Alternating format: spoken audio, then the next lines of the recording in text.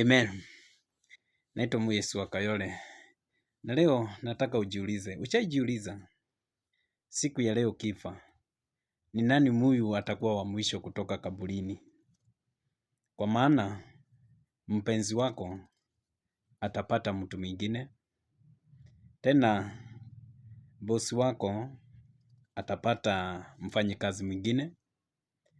Tena marafiki ambao ulikuwa na wao watapata marafiki wengine.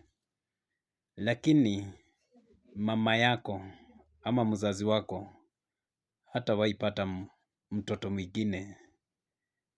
Kwa hivyo saa hii uko uhai, jaribu kufanya vizuri kwa wazazi wako, jaribu kuwasaidia, jaribu kuwafurahisha na njia yoyote na kuwaheshimu, kwa maana hawawezi pata mtoto mwingine ila wewe tu, lakini hizi vitu ingine zitapatikana.